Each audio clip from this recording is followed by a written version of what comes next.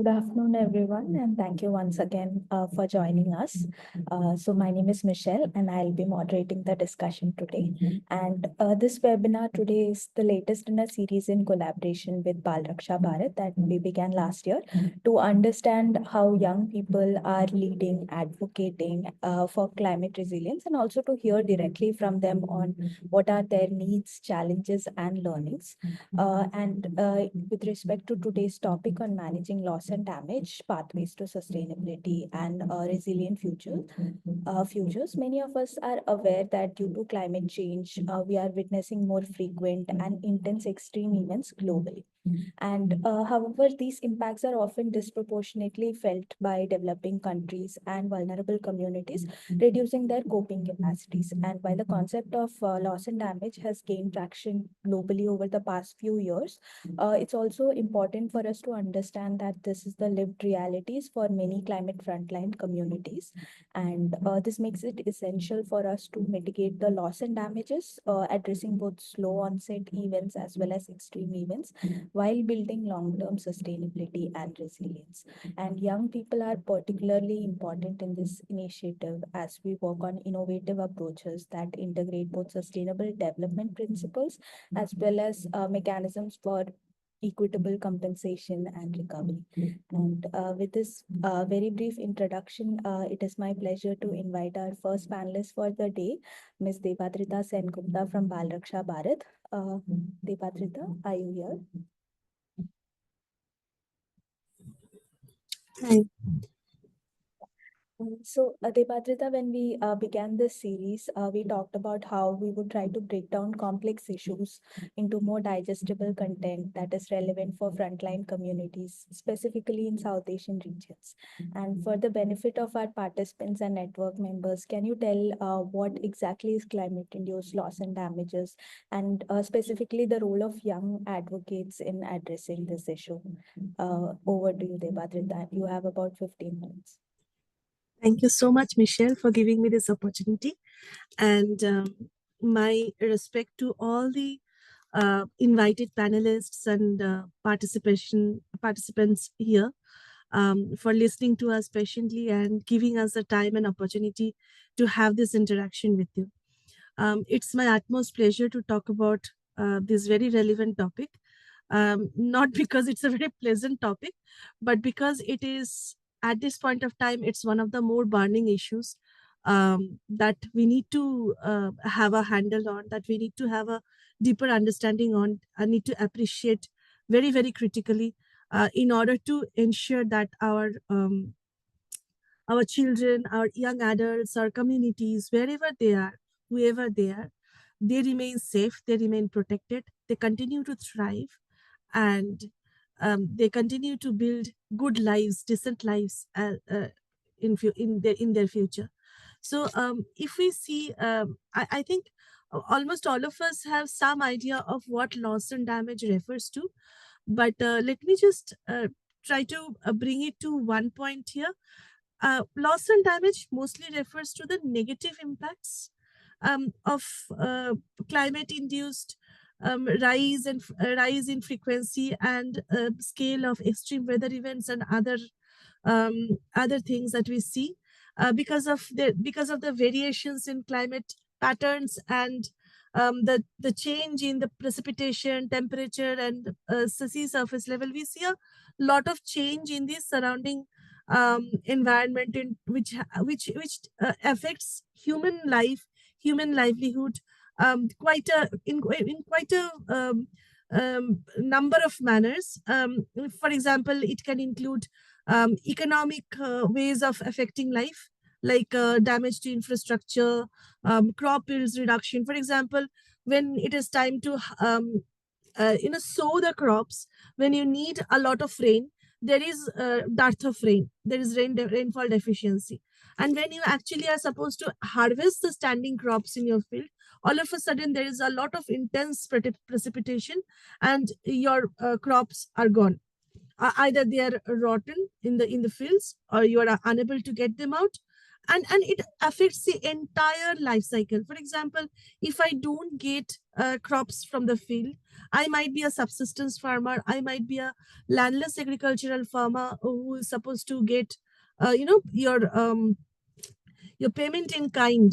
And it can be most of the marginalized vulnerable communities, if you see, most of them are mostly dependent on primary sector of the economy. For example, the agriculture or agro adjacent or agro relevant livelihood patterns. So losing the standing crop in the fields, or saline intrusion in the fields because of a coastal area flooding, or maybe the fishing shoals are moving farther away from the coast, so lesser and lesser fishing yields. All of those, and in fact, infrastructure that is not only related to your power or road or your communication services, but infrastructure that is directly related to your livelihood. For example, if you're supposed to go fishing and you don't, and your jetty is damaged, or your boats and trawlers are damaged, then how do you go for fishing? So those kind of losses, and if compose one gamut of the array of losses and damages that we can see. The second part of it is like non-economic losses, which is not really uh, very visible directly. You know, like when people start to displace themselves in a distress situation, something which involves unsafe migration or distress migration. Um, you you lose your support system, you lose your cultural traditions, you lose that cohesion in the community. You move to a heterogeneous urban settlement system, and you lose the kind of interaction, the kind of bonding within the community that you have. The social system sort of starts to disintegrate. The lowest social unit that we see is a family, and in the family also there is such a lot of conflict and such a lot of unresolved emotions and resentment and whatnot, because children are dropping out of school. Parents' incomes are declining. Entire household economy starts to weaken, and the whole gamut of issues that come into it. Some of it economic, some of it social, some of it related to the psychosocial trauma that they have suffered. So the entire loss of emotional support, social support, financial support, and that leads to sort of breakdown in the family structure as well. So there is a huge array of impact that we can see when it comes to loss and damage. It's not only about infrastructure loss or something that is very tangible. You lose your standing crop, or you lose your fishing um, yield or something like that. It's also about the entire array of issues that affect your life as a human being, that affect your quality of life as a human being. It's also about the ecosystem, it's also about your surrounding environment, it's also about your biodiversity.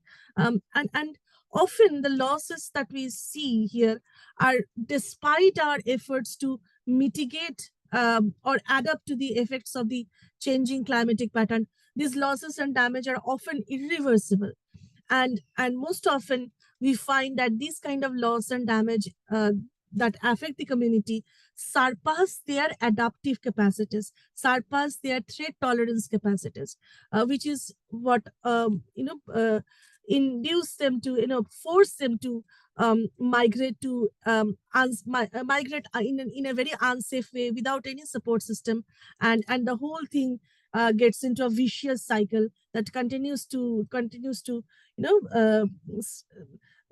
put them down in ever decreasing patterns of quality of life. Now, why do we say this is such an important issue and such a burning issue? In the year 2024, India faced extreme weather events for 255 days. Um, there was a staggering 58.6% of India which is susceptible to earthquakes, according to the Vulnerability Atlas. 12% grapples with flood risks, and 68% of arable land faces specter of drought. And that is absolute minimum. If you look at some of the other analysis, there are higher accounting of vulnerability and risks and hazards and all that.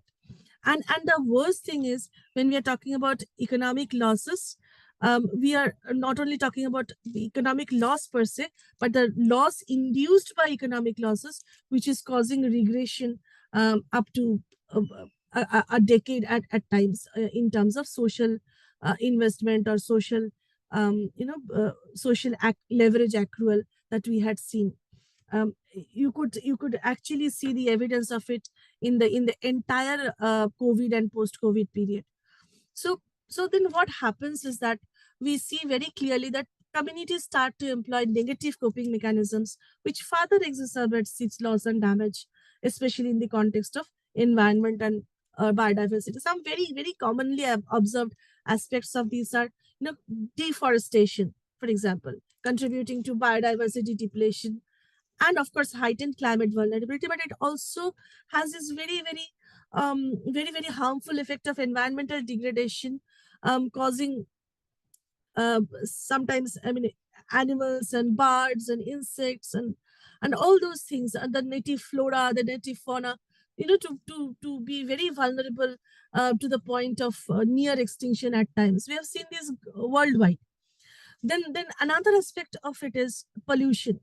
you know uh, Disregarding the waste disposal systems, disregarding the safe sanitation, disregarding safe water supply, and all those kinds of things, dumping waste everywhere and anywhere. Not only the households, the communities, the industrial establishments, the commercial establishments, are further degrading the ecosystems and compromising with health, definitely diminishing resilience.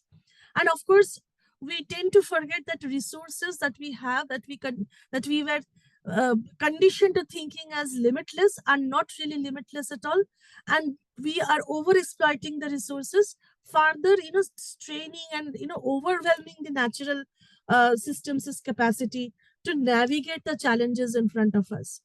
And so the basic challenges that we see as a community, and I consider myself as part of this community, because it's an existential challenge for me as well, for you as well, and for everyone, whether they belong to a fisher community or a tribal community or a urban community, or have very high income or very low income. Everyone is in this together, because whatever impact that we see is affecting, not there is differential in the level of impact and the intensity of the impact, but the impact is there. So the challenge is definitely in front of all of us, and I feel that we need to all think of it not as individual challenge, but as a collective challenge, and think of it together as to how to recover from this, and what are the ways and means of doing this. So some of the very key challenges that I see in addressing loss and damage include, one very definite one is the financial one, like the gaps in funding, that which complicate access to available resources, especially for more vulnerable social groups. Then one very important thing that we need to think about is the availability of measuring and measurement matrices. For example, how do we quantify non-economic losses? How do we attribute certain losses and damages to the climate change versus the natural progression of life?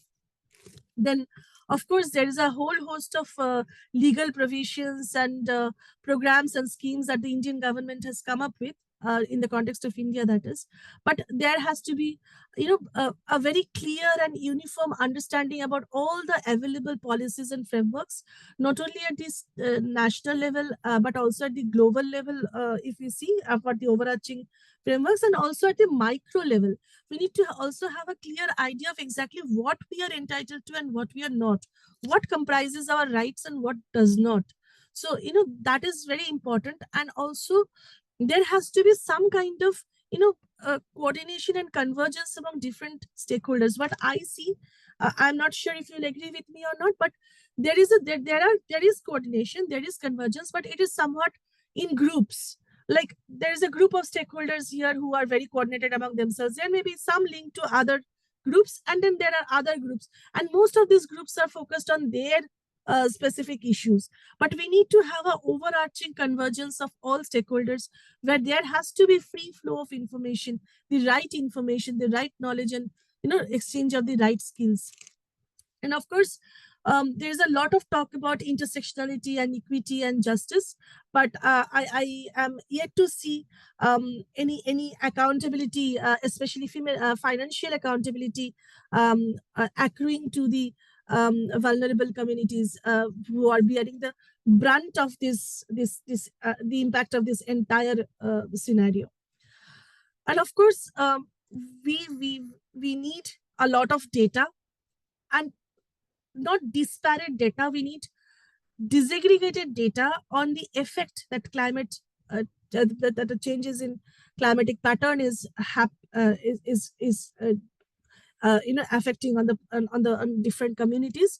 It's in different geographical locations, in different social locations. For example, we can try to see it aggregated by agroecological zones, or we can try to see it in terms of mountain areas, hills, or what happens in the plains, or we can try to see in the rural urban context. But whatever it is, there has to be some kind of parity, some kind of link between the different types of data gathered. What I still feel is there is a lot of research being done, which is very, very appreciated, but some of those research ideas are not really building on each other, but it is reinventing the wheel in different areas. We need more integrated sort of data management system, where we need disaggregated data on what exactly the effect is, whether it is a visible, tangible loss and damage, or whether it is a non-visible, invisible or intangible loss and damage that needs certain deep diving to find out and look through. And lastly, I must also talk about the adaptation. See, there are certain adaptation measures, mitigation measures that are being put in place. A lot of organizations are trying very hard. A lot of people are trying very hard, to do adaptation, take action on adaptation and all that. But there are certain impacts of climate change that transcends those efforts, and there are residual risks even after the implementation of adaptive measures and other things. So we need to be very, very conscious of those residual risks.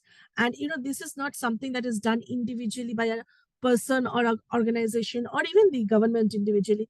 It has to have a complementarity of strengths brought together on the same platform, which requires a collaborative and collective action by all groups of stakeholders.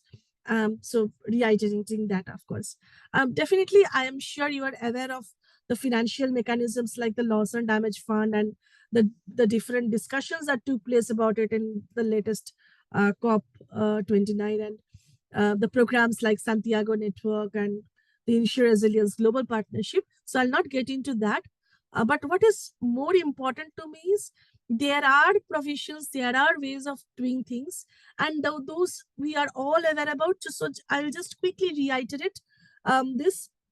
For example, we need to build, we need to invest in green solutions and sustainable infrastructure that are environment friendly. We need to think of agriculture, cropping patterns, especially. Not really the traditional cropping pattern, but cropping pattern that is adjusted to the changing climate, cropping pattern that is adjusted to the changing water tables and the water availability, safe water availability.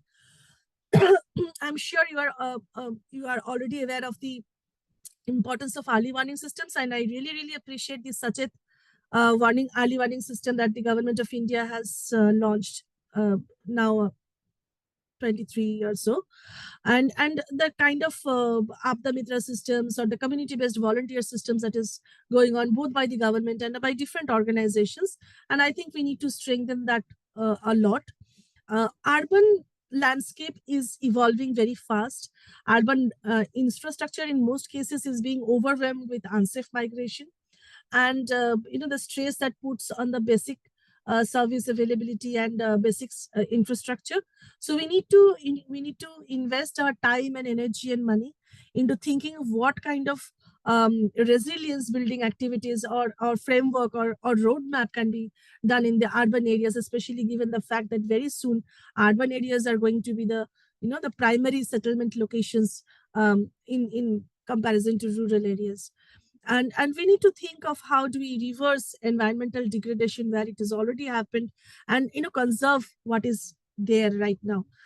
We need to also think of not only the macro level policy and planning actions, but also the micro level risk transfer mechanisms. And definitely we cannot work in closed door discussion sessions. We have to be out there with the organized, with the communities, with the children, with the young adults. And they are it may be an existential crisis for me, but for them it's an intergenerational crisis, and they are the ones who need to be in the forefront. And to do that, they need to understand exactly what is happening, what can happen potentially, what is their role in it, and how they can take the leadership, take the onus of this entire change making process. So our role is to facilitate, our role is to enable that change making process. Our role is to create a safe environment for children and young adults to get the right information, get the right knowledge and skills, and be ready to take up this leadership. And to end with, I'm sure you are all aware that India is definitely championing funding for loss and damage.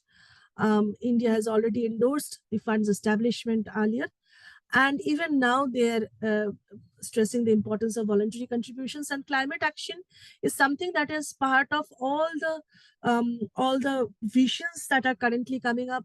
Whatever, whether it is Viksit Bharat or the PM Shri schools, or those or the Rashtriya Krishak Yojana Sahay, RKSK, I think. So which is looking at agroforestry and all this. So green solutions and meaningful legal provisions, all those are a part of the new Indian initiative. And I'm sure a lot of information still needs to be provided to people, a lot of clarity still needs to be provided to people. But it seems if we come together, if we work together, if there is complementarity of strength, we can actually make use of these resources at hand, and be hopeful for the future after all. So I'll pause here, and if there is any question or any comment also, I'd be happy to interact with you. Thank you, Debarjita, for very comprehensively covering the tangible and intangible impacts of climate change and how it affects the quality of life negatively, the negative psychosocial impacts, including climate migration, loss of biodiversity, cultural identities, and also emphasizing that there is a need for convergence of stakeholders. It was not very far back when we considered humanitarian aspects separate from climate change, and now we are seeing the very real impacts of humanitarian standards of living, as we say, due to climate change impacts, and also on a need for more disaggregated data through integrated data management systems, and also micro level risk transfer mechanisms. So, and of course, advocating for young people to take the lead in these discussions and also taking it forward.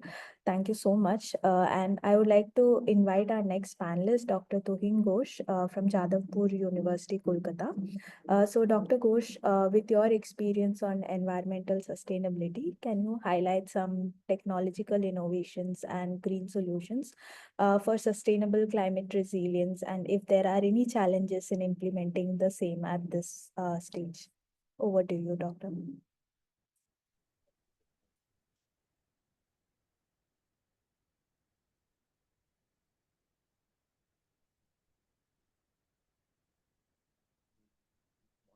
Dr. Ghosh, if you're speaking, it's not audible at the moment.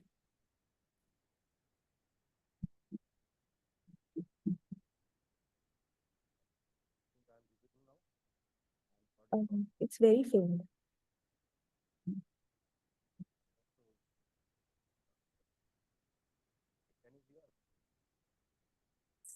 Yeah.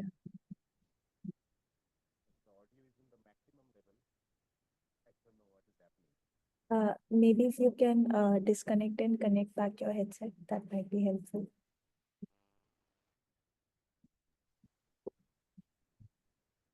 Or Yeah, it's okay. I think it would be good or better than the previous one? Yeah, Okay, it's pretty clear now. okay. Thank you very much. And thanks to the organizers to invite me here. And I'm not really an expert in the loss and damage, but I'm trying to uh, learn from this conversation discussion forum. And what is loss and damage to me is basically a little bit different. Maybe uh, you will not agree with me, but I think the damage is first, then the loss will come. So that is one thing. And another thing is that there are some kind of, as Devajita was correctly pointing out, that some kind of economic loss and damage is there, as well as non-economic loss and damage. What she was talking about, tangible and intangible, what we need to uh, estimate. But I think there are some kind of issue regarding the historical data set and the monitored data set at this moment, what we are monitoring, and also the projected data set. And Devadita was talking about the data. And in India, actually, what we are facing whenever we are going for some kind of research, there are huge set of data, but not so much systematic data. That's a big problem. So we need systematic data also, as well as disaggregated data, as Devajita was mentioning. And we need to go for the measurement and some kind of risk assessment, valuation, and risk communication. Those are the things we need to do. But there are still some kind of methodological issues still involved. And if we see that the people are a little bit confused when it started from the sustainable development, then millennium goal, maybe the sustainable development goals, and global climate fund, adaptation fund, and now the loss and damage. So we are actually renewing our conceptual framework within us, and which is not very uh, popular or understandable for the common people. That is also true. So this methodological issue, I can tell you that IIED UK, they have come up with some kind of guideline, CSIC guideline, to how to approach the non-economic loss and damage. And that kind of business case is also there. So we need to identify the things and then acquire and transform, analyze, visualize, interpret, and then act. And regarding the technological intervention in this entire process, what I can say you that there are some kind of uh, conflict between the academicians, researchers, and the policymakers. And that is due to the hard technology, what their mindset do not accept. That is a big problem. And there are also some kind of soft technology. So whenever we are talking about the hard technology, we can use some kind of global platform data. And this data can be from the different kind of observatory are there. Like maybe I will put some example on the coastal and marine system because I used to work on that. So in that way, actually, some kind of GLOS and GOOS and NOAA, all these things are there.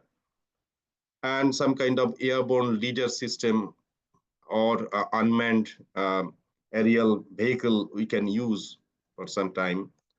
And also, obviously, the GIS platform, remote sensing and GIS platform we can use.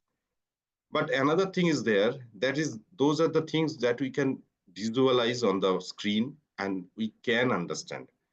But another hard technology is there, that is the numerical simulation things. A lot of programming, a lot of interconnections are there, which are not really understandable for the common people or the policymakers. It's a kind of jargon. So that is a big challenge for us, how to communicate this uh, to the policymakers and or the common people who are concerned about all these things. And we have some atlas. You can see the IMD, they have produced some atlas. Uh, NIDMA, NDMA, they have produced some atlas and do's and don'ts. All these guidelines are there. So we can take help from there also. And whenever we are talking about the soft technology, there are a lot of things which actually acceptable to the policymakers or the common people. Number one is the engagement with the stakeholders. So there are so many processes like 1:1 interview, key informant interviews, or household survey, or the uh, common group meetings like that. So these are the common things. And we need to come up with some kind of uh, knowledge of technologies, because most of us, we do not know what are the technologies can be used, or what are the salient features within those technologies. That is a big issue. And behind that soft technology, usage of soft technology, there must be some kind of organizational technology, which is very, very important. Actually, whenever we are talking about the joint monitoring and evaluation, that is important for implementing all these technologies, because we have to fix our plan, we have to fix our target, then we have to use the proper technology. So this governance, infrastructure arrangement, all these things and partnerships are very, very important in this aspect. And whenever there are some kind of approach towards estimating the uh, non-economic and economic uh, damage and loss, I would say damage and loss. So then we have to be very, very cautious about use of the technology.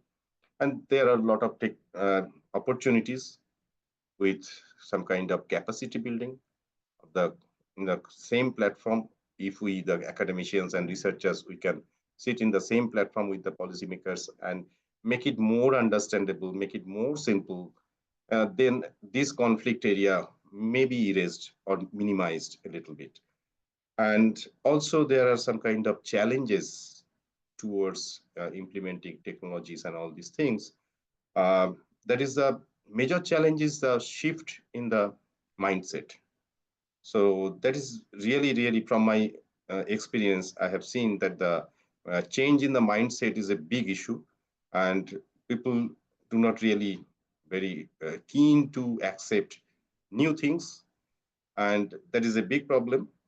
But at the same time, if we actually can minimize their reluctance, maybe there will be some kind of new area where we can come up with work and act properly. So from my side, I'll stop here. If there is any question, I will respond later on. Thank you very much. Thank you, Dr. Bush, for sharing regarding more targeted risk communication and also strategies for addressing hesitation on account from policymakers and other practitioners regarding hard and soft technological interventions. So I'm sure we'll have follow-up questions for you. Meanwhile, I would like to invite our next panelist for this session, Mr. Nitin Krishna here from Bring Back Green Foundation. So who's a young climate advocate who has worked on some of these aspects. Nitin, from your experience and work, can you share with us regarding youth-led innovations for climate resilience and sustainability? First of all, thank you, Spirandia, for inviting me for this talk. Actually, my internet is kind of unstable. Is it okay if I stop my video from it? Sure. Okay. If my voice is breaking, please let me know to the chat or voice. Okay. I would like to share a PPT. Is it visible for everyone? Yeah, we can see on screen. So my topic here is youth-led innovation for climate resilience and sustainability. And good afternoon, everyone. My name is Nitin Krishna Kaya. I'm representing Bring Back Green Foundation here. Currently, I'm the project head. And first of all, I will I think First of all, I will give a brief introduction about Bring Back Clean Foundation. Bring Back Clean Foundation is a UNEP Basel and Rotterdam Convention accredited and an entirely youth-led organization from Kerala. Since 2019, we have been working on several waste management, sustainable administration, policy advocacy, and ecological research, and climate storytelling and innovative campaigns. And we also have accreditation with UNEP and Basel and Rotterdam conventions. Along with that, we are also partnered with several UN agencies also. So our impact is both national and international, thanks to the strong partnerships and youth leadership that help us to reach this way. So these are the accreditation that we have right now, and we are one of the 15 organizations in the world, a part of Advisory Council for UCAN Network of UNESCO, which spans over 194 countries all worldwide. So these platforms help us to engage in global discussion like COP and collaborate with key stakeholders for impactful climate governance. And we also have 3 impact pillars. That is, one will be the waste management and sanitation hygiene. Under it, we have done so many projects like cleanup drives are there, waste audits are there, school-based zero waste programs are there, and decentralized waste management trainings are there. And we also done it recently. We have done a project known as Toilet Repair Cafe. It's also based on sanitation. It's also focusing on empowerment of marginalized community in Greater Chennai Corporation. And next theme we are working on coastal resilience. We are mainly working with coastal communities who are vulnerable to climate change and coastal erosion. We also have coastal immersive programs like CHAYA. And last and final, one of our key pillar is advocacy and capacity building. Under advocacy and capacity building, we have climate storytelling projects are there, and 2 flagship projects that I am going to explain here. That one of them was Panchayat Climate Parliament, and next one is National Youth Climate Consortium.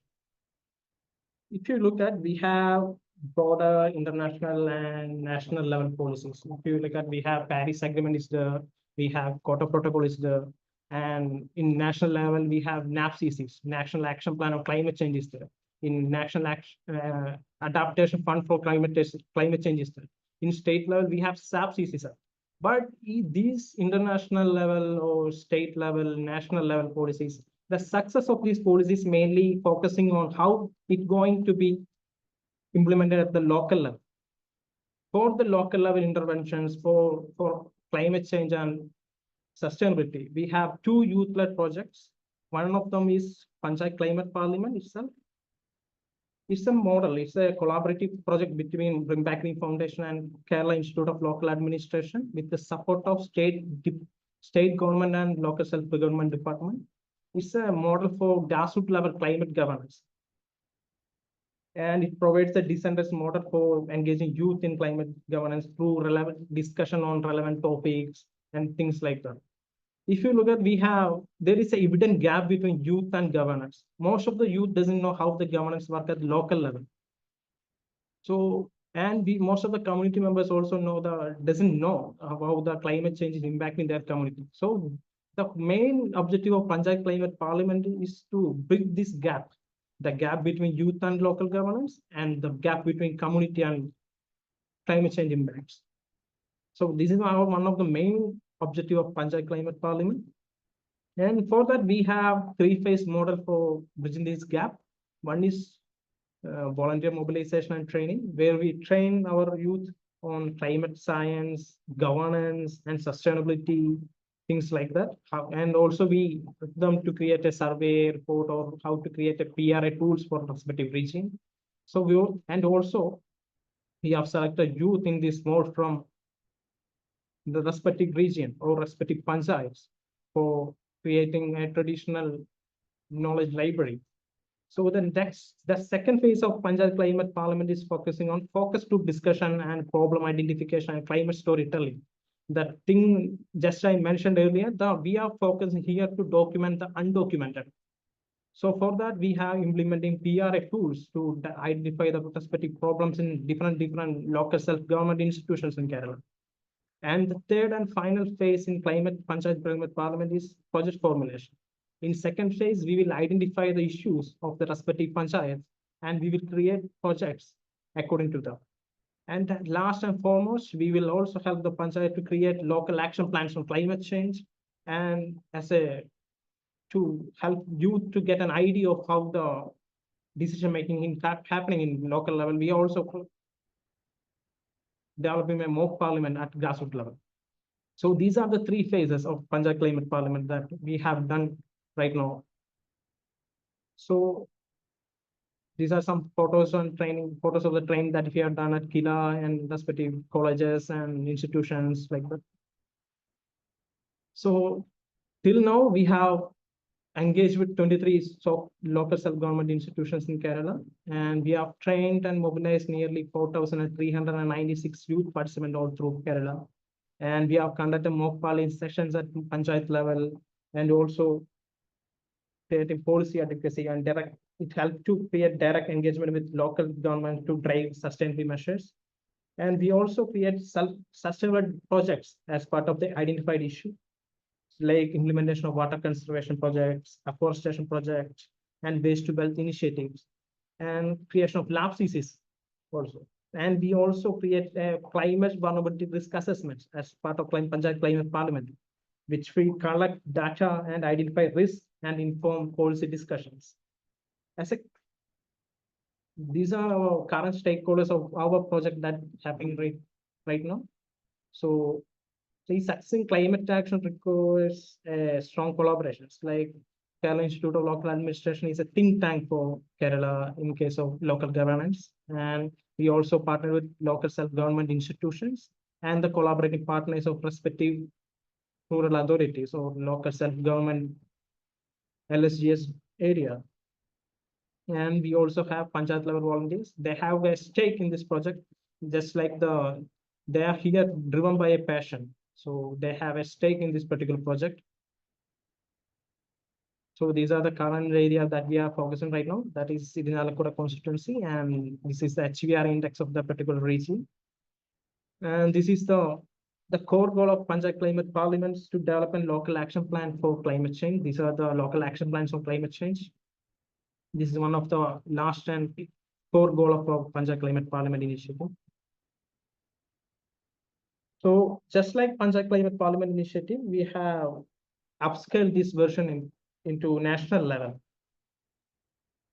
So the National Youth Climate Consortium is an upscaled version of Panchayat Climate Parliament, and we expanded it into the national level with the support of Yuva at UNICEF India and Green Rising Chapter, where we aims to bring together nearly 28 NYCC leaders from 26 states and union territories in India. And for mentoring them, we also have a 22 technical resource group persons team. That the one of the theme of NYCC is to focus on skill building and advocacy and ensuring youth voices in decision making. This is one of our key theme of NYCC. So NYCC is the upscale model of Panchayat Climate Parliament itself. So it showed the upscalability of our project and upscalability of youth innovations for climate change and sustainability with proper stakeholder support. So these are right now we have 28 climate champions from 26 states and union territory. And it also have including 70 women and 12 plus representation from tribal and indigenous history. Till now, we have mobilized nearly 1,500 grassroots young people, maybe more than that.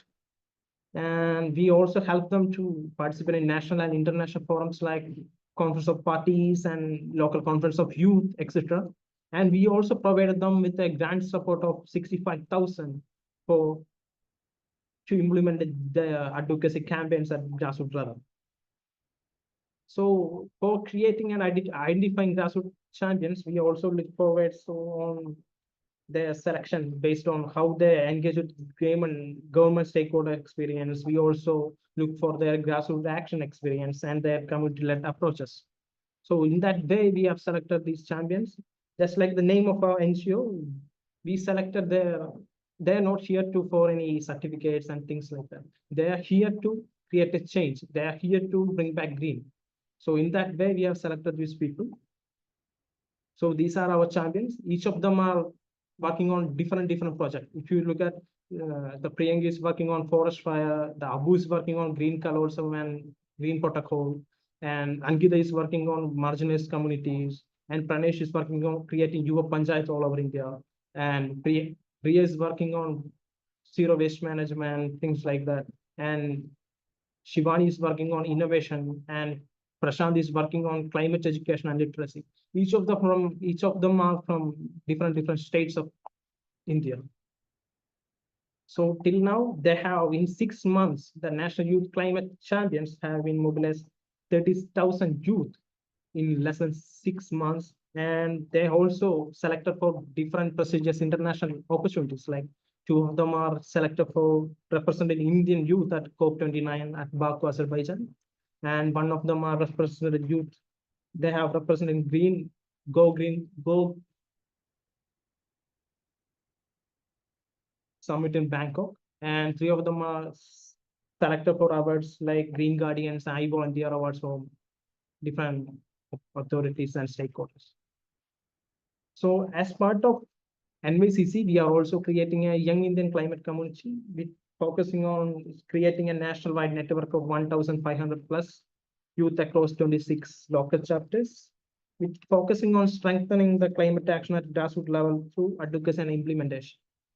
Just like I mentioned, we need interventions at local level if you want to accomplish the state level or national level goals.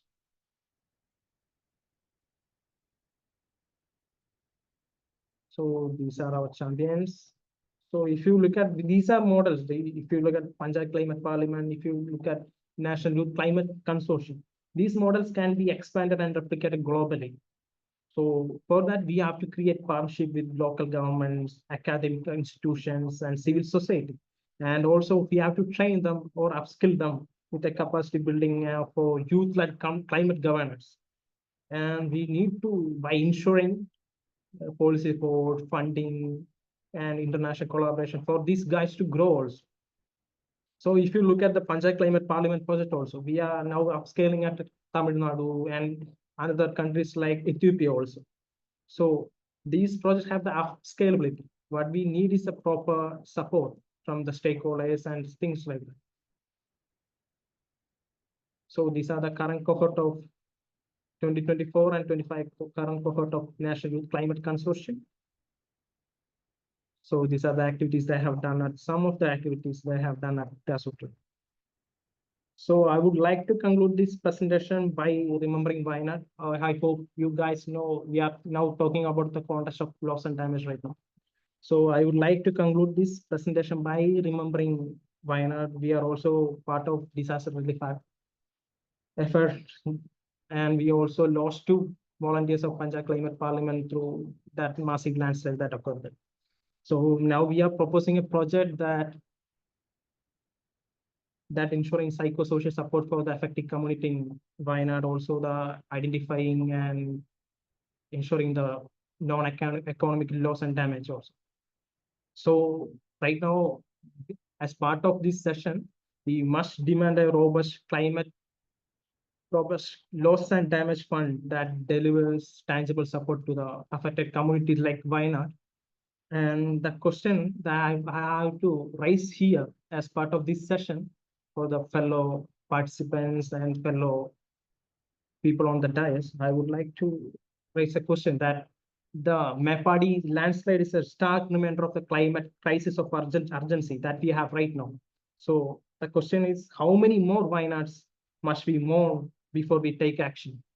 So I'm concluding my presentation. Thank you, Spirindia, for this, for a platform to share my thoughts and experience. So these are the projects that need a scalability, that have the scalability for innovating climate change and sustainability. Thank you. Thank you so much, Nitin, for sharing about the initiatives that your organization is undertaking, and also for sharing on how your organization is working with young people and communities in translating national and state level climate action plans into implementable local plans, and also building capacities, upskilling, and finance for these communities that are often at the front lines of climate change impact. impacts. It's very inspiring to hear from your experience. And of course, we will come back to you for questions. Meanwhile, to the last speaker of today's session, it is my pleasure to invite Mr. Ayush Dwivedi, the loss and damage contact point for Youngo, which is the official children and youth constituency of UNFCCC. So, Ayush, can you share more about how young leaders such as yourself are leading and addressing loss and damage globally and aligning risk reduction with long-term sustainability? Over to you. Okay, hello everyone. Good afternoon, everyone. It's truly an honor to be here today, sharing this space with such esteemed panelists who bring a wealth of experience and expertise in the field of loss and damage. So I would like to express my deep respect and the gratitude for all the panel and the audience. And I would like to apologize in advance if I'm factually incorrect at any place. So, cause I'm here to learn as much as I'm here to contribute.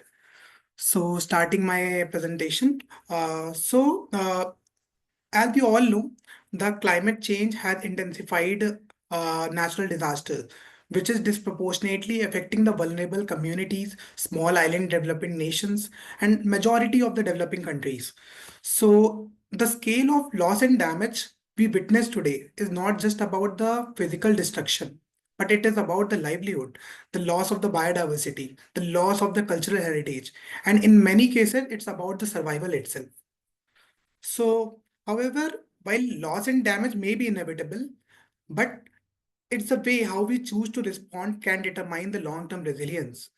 So today I will highlight some of the best practices and the case studies around the world that will demonstrate how the disaster recovery can be aligned with the sustainability goals. So I have, yeah, the present. So can you move to the first slide?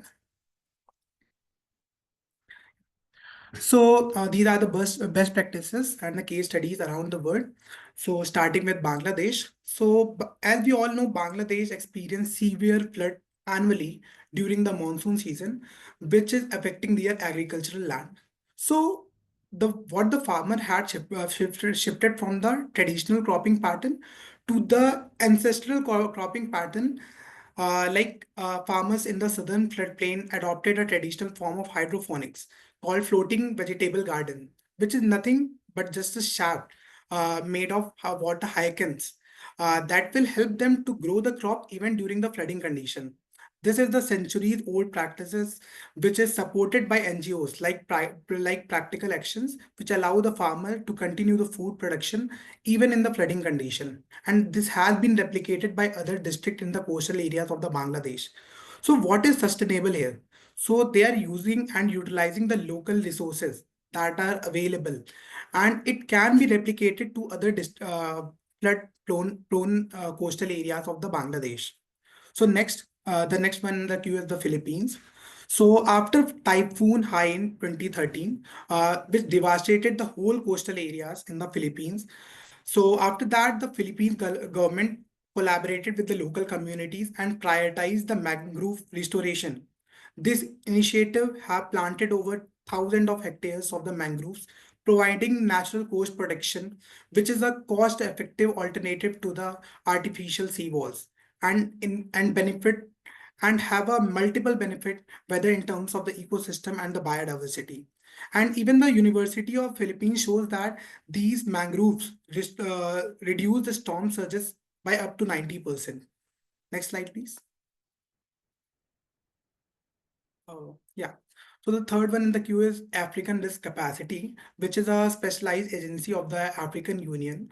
So as we know, Africa has seen a multiple climate-induced droughts, leading to several agricultural losses, like in Kenya, Nigeria, Chad, etc. So this initiative offers the parametric insurance to the government, which ensures quick financial receipt just after the disasters.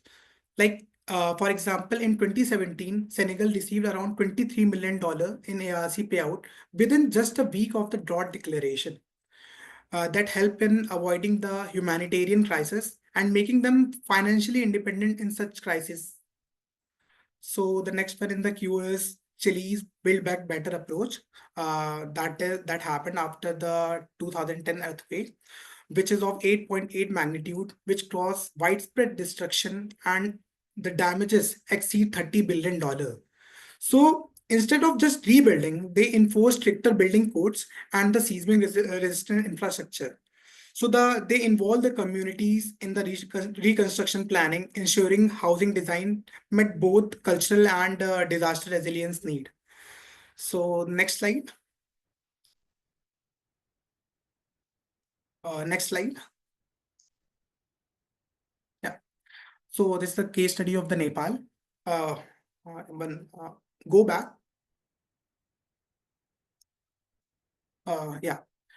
So this is a case study of the Nepal, the community-based disaster risk management program. So as we know, Nepal is highly prone to earthquake and landslide, and it get intensified year by year. So they adopted the CBDRM program after 2015 earthquake. So the National Reconstruction Authority worked with the local communities and the indigenous communities to map all the vulnerabilities and train them accordingly for the disaster response. And this result into over 90,000 earthquake resistance homes were built just within 5 years. So if I take the example of Latin America, so Costa Rica carbon neutral recovery strategy. So what they did in it, they are known for the climate leadership. So after Hurricane Otto, the recovery effort, including planting of 5 million trees to stabilize the landslide and restoring the biodiversity. So the country's national adaptation plan linked the reforestation with the carbon credit program, which is making this whole process of recovery economically viable. So next slide, please. Yeah, so as we can see, if I take the example of India, there have been multiple flooding events from the past 2 years, like Himalayan floods, Uttarakhand floods. That toll is around 50 people. The Chennai flood, and like Nidhi Krishna mentioned about the Wayanad flood, Andhra Pradesh flood, Telangana flood. These are causing multiple death tolls, damage to infrastructure, loss of cultural heritage, loss of biodiversity, which is very essential for these communities to thrive. So a team of the scientists from the IIT and University of California who were involved in the studies, that 7 of the India's most severe flood in the monsoon season are associated with the atmospheric rivers. That is like the moisture is getting evaporated from the ocean, and intense rainfall during the monsoon season are happening because of these atmospheric rivers. Next slide, please. Next slide, please.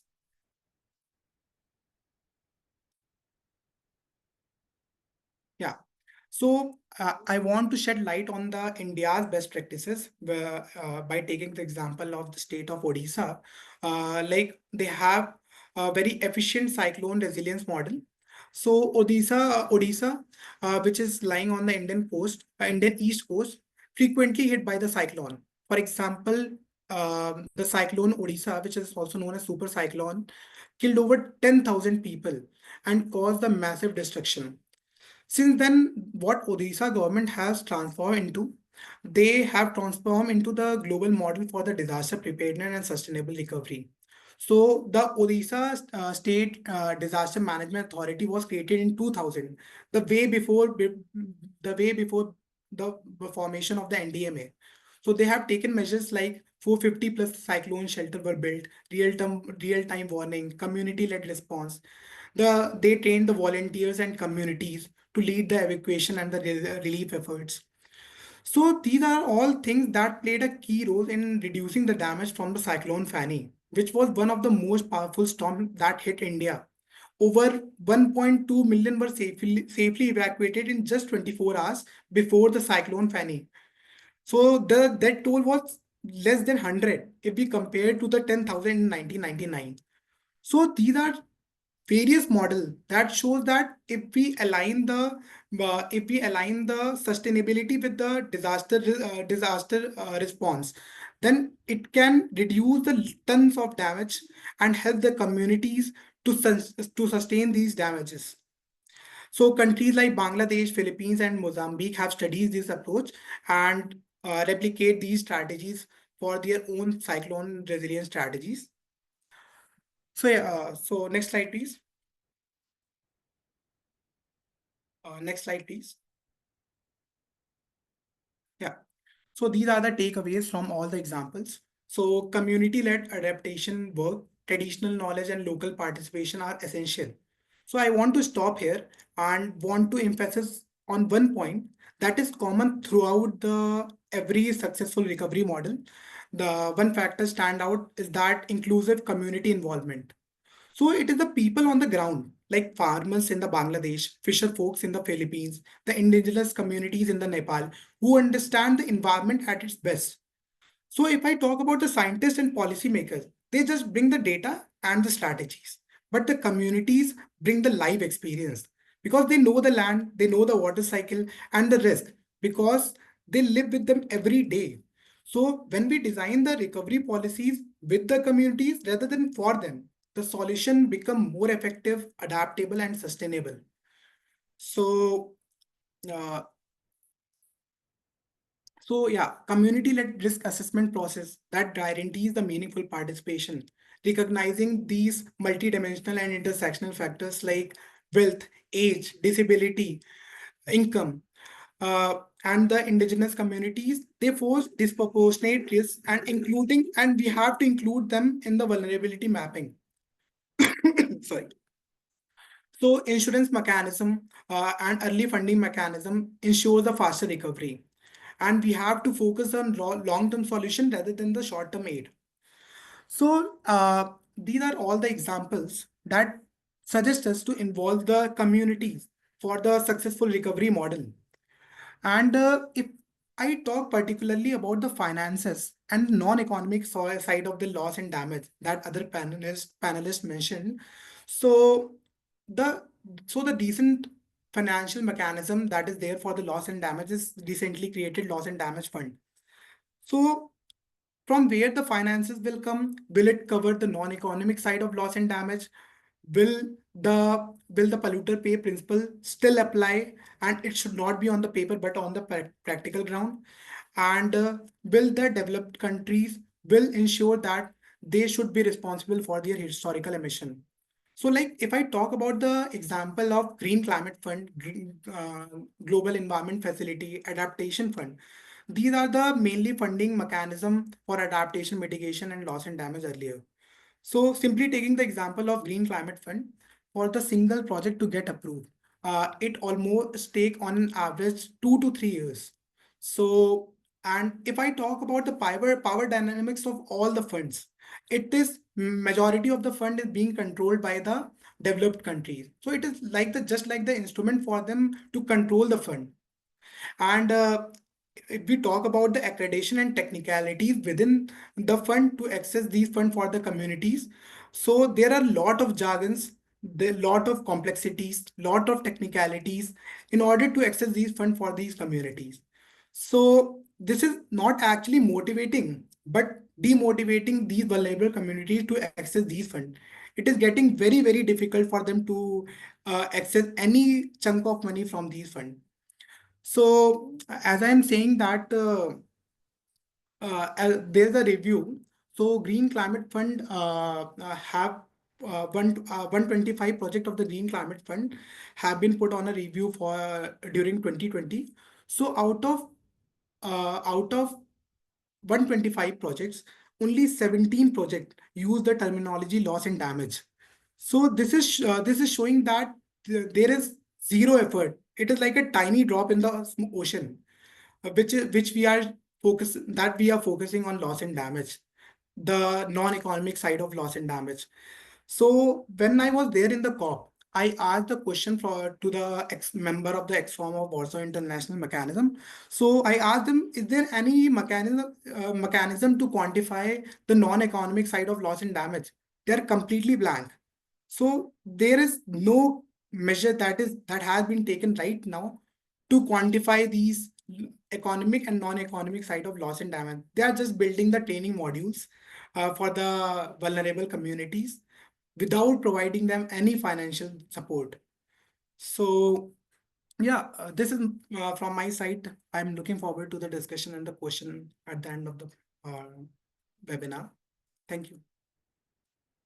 Thank you so much, Ayush, for sharing global case studies on how community-based disaster risk reduction has been undertaken, specifically with respect to long-term resilience building. And also, yes, we agree that in terms of accessing adaptation funds for communities, there is a serious information asymmetry as well as technical challenges in what we classify as adaptation and how easily it is accessible to vulnerable people and communities who are in need of these funds. And definitely the time lag in accessing these funds is a challenge that has been there for long now. And hopefully we'll see how it can be addressed better. And I'll return to all the panelists now in terms of their last comments regarding the topic eventually. Maybe if we have any questions, requesting the participants to either raise your hands or put it in the chat box if there are any questions to be addressed.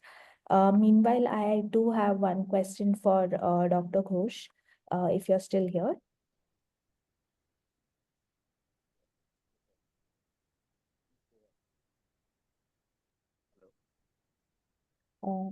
Dr. Ghosh, I think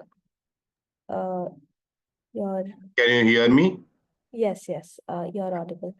Yeah. Yes, thank you. So I wanted to ask about how can we address sometimes the very valid concerns with respect to technological, like one-stop technological interventions that can address climate change that was advocated for sometimes, specifically with regards to geoengineering solutions. So how do you view the concerns regarding these, and how can we balance these concerns against actual legit innovative approaches to address some of the climate change impacts? Yeah, that's a kind of interesting question. And from my experience, actually, what I have observed that whenever there is some kind of innovative idea or something like that, then the question of mindset again come up. So people are not really ready to accept the beyond the traditional things. Number one. Number two is that first question will come to you that whether it is very much expensive or not. And if you tell them that no, this is much more cost effective, still they will not believe you. Third thing is that whenever you are going to implement for the first time, they will tell you that there are a lot of uncertainties. So we shouldn't take the risk because it might be a failed project. So all these kind of nature-based solutions can grow up and can be implemented through the field implementation only and experimentation only. But you will not get the chance to experiment all these things most of the time. There is a major question of mindset and dilemma. And another thing is that whenever you are talking about some kind of beyond the box, outside the box things, you are questioned and you are under scanner. So that is a kind of tendency from the policymakers, from the implementers, and that will actually discourage you a lot. That what I'm thinking is might be not so much robust one, and again there will be some kind of reluctance from your own end also. So that is my experience what you are talking about.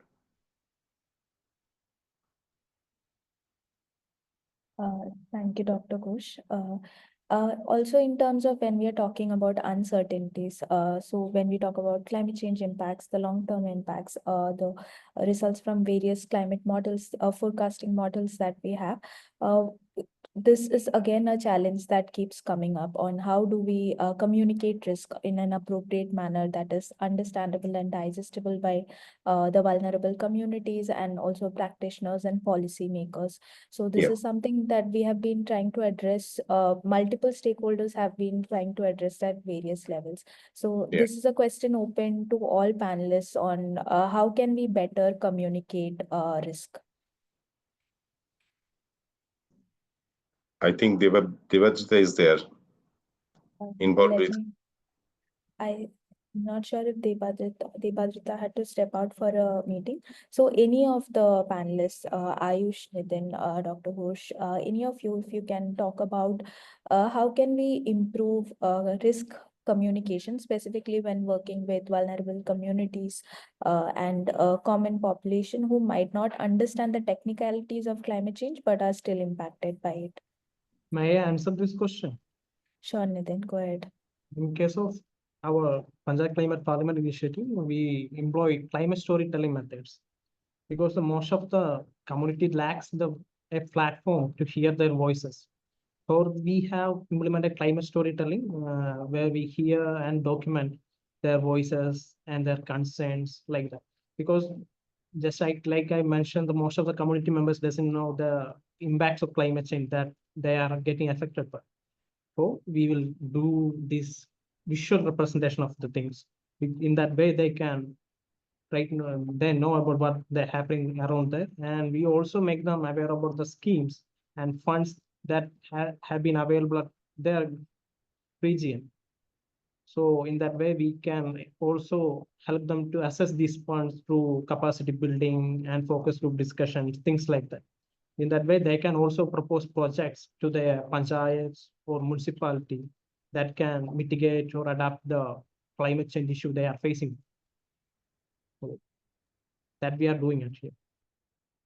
Thank you, Nitin. That's very helpful in understanding how you're communicating with communities regarding climate change. And is there any mechanism you follow on capturing indigenous knowledge for building climate resilience? Are you working on documenting this, or is Yeah, this an area that we have in YouTube, you can find 3 or 4 documentaries that we have done so far. One is on coastal erosion, coastal communities in Thiruvananthapuram, Vizhinjam region. One is on Chellanam region in Kochi, and one is on climate migration. So you can see that there is some real documentaries. There are some fictional ones, like the fictional ones like Avocado is the, and we also documented with the state award winning heroine as part of NEER. There is a special short film known as NEER that depicts climate migration. So we are following the climate storytelling methods right now. That's the mechanism that we are following. Thank you, Nitin. That's great. to May know. I add something about Yes, this? yes, Dr. Yeah, I Kim. think regarding the risk communication, I used to work in the ocean and marine system, and especially the Indian Sundarban Delta areas. So whenever we used to communicate the people that the sea level is rising, and if they ask us how much is the rise, and we used to tell them, okay, 3 to 4 millimeter like that, and they ask us what is the measurement. We used to use our fingers and show them this is the rise. Okay, and they used to tell us that only that much. No, it's nothing. We used to witness around 15 feet, 20 feet tidal fluctuation. So only that much rising, you are scared of that. But whenever we used to tell them, no, no, this will actually inundate that much of area, and we used to go towards the inside the village, and the water may come up to this and damage all these houses and agriculture field and all these things. Then they become very much concerned. Okay, so in that way, actually, on the ground, we can show them what can be the impact. Okay, that is one of the different ways. There is an example. And regarding the indigenous knowledge, there are a lot of activities in Sundarban area. One is honey collection, and we have documented the rituals related with the honey collection before, during, and after the honey collection. And that is documented because the honey collectors, through years, the number of honey collectors are going down. So maybe after 10-15 years, there will be no honey collector. Okay. And these rituals will not be performed because the new generation, they do not know what to do, how to do. So we have documented that. We also documented some kind of other kind of things like the relocation process from Sattavaya, Orissa, whenever the villages are being eroded, and how they actually relocated in other area. Bagapatia area. So all these things, and also we have documented some kind of fairs and festivals in West Bengal, especially the Sundarban Delta. In 1951, what was there? What are the things there performed, and now what is being done? And another example is the medicinal values of the mangroves. Uh, what are the medicinal mangroves, the values of the mangroves whenever the forest goers they use during their stay inside the forest, and along with the intergenerational knowledge transfer. And again, we have seen they have demonstrated around 36 mangroves with medicinal values, but the older generation only. The middle generation is telling us only few things, and the new generation are not really interested about all these things. So we have also documented all these things, and everywhere there is some scope of coming up with some kind of resilience and all other activities and strategies within that. Thank you very much. Thanks, Nitin and Dr. Ghosh, for your inputs. I think there's one question in the chat for Dr. Ghosh. If you have not addressed this already, on how technology, what is the role of technology, particularly for the most vulnerable, who are least contributors to climate change? I think you have addressed this in your intervention, but maybe if No, you... no, I think we can come up with some kind of news stories, actually. So this is a kind of news story. This question actually indicating the climate justice. Okay. And this loss and damage and climate justice are going parallel. So whenever we are talking about all these things, the technology, especially the soft technology we use on the field, we actually try to come up with the information regarding the population, the type and character of the population, and disabled, older, children, male, female, all these things. We try to capture the assets and infrastructure and the economic activities through some kind of land use mapping and also some kind of approaching to the community and survey method. And from there, actually, we can uh, categorize the most vulnerable depending on their adapting capacity, their exposure, and their mitigation capacity. So this is the new thing we are introducing, that if we tell them people that to mitigate or to adapt, whether they have that kind of capacity. So if we tell some poorer people to migrate as kind of adaptation option, they cannot migrate, because if they want to migrate, they need to invest a lot of money. Okay. So this is a way actually we are trying to come up, and this technology, soft and mostly the soft technology, some kind of hard technology, land use and other things are there using the remote sensing and GIS. We can really identify the most vulnerable, and we can consider them as the priority uh, population in that particular area or the region. So that can be done. Okay. Thank you, Dr. Ghosh. One last comment from all the panelists, if we could have, regarding the topic before we close the session. So Ayush, Nitin, and Dr. Ghosh, one last comment, summing up your inputs for this session.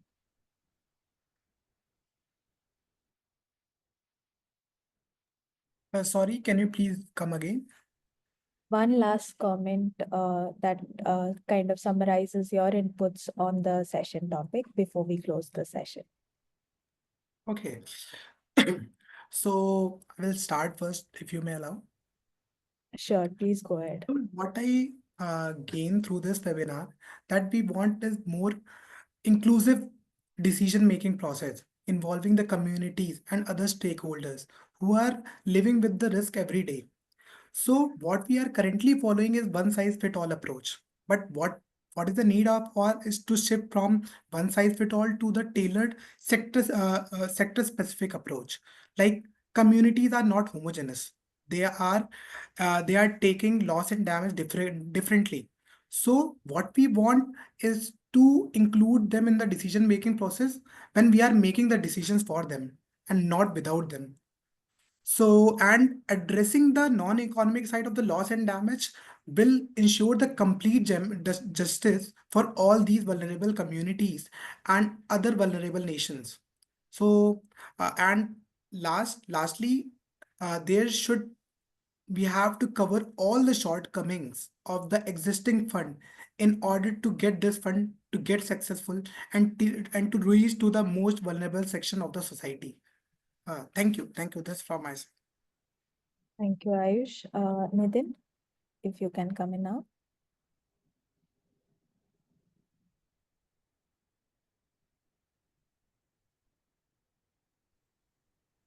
Am I audible? Yeah. Just like I mentioned earlier, what the community lacks is the accessibility to this loss and damage fund and the funds related to climate finance right now. What we need right now is the community participatory framework for climate finance and the local governance. And you can also add youth and children voices, because there will be language barriers, there will be bureaucratic barriers that need to be addressed. So what we need right now is community included frameworks. That's my point. Thank you, Nitin. Dr. Ghosh, any last comments from your end? Yeah, actually, everything almost covered by Nitin and Ayush, I think. But two things I need to emphasize that one thing is that a lot of research work we have done, but there is a serious lag in the action research part.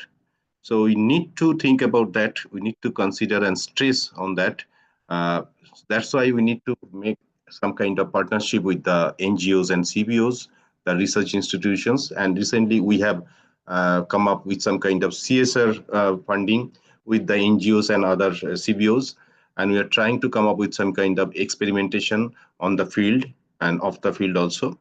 And second thing is that whenever we are doing any kind of this kind of intervention, maybe the climate justice, maybe the loss and damage and all these things, and using any kind of fund, we need to think about the and consider the human cost.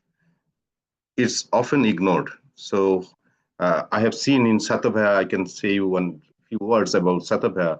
People who are being relocated from Satabhaya to Bagapatia. And one lady I was talking with, and she told me that I will go whenever my mother will go.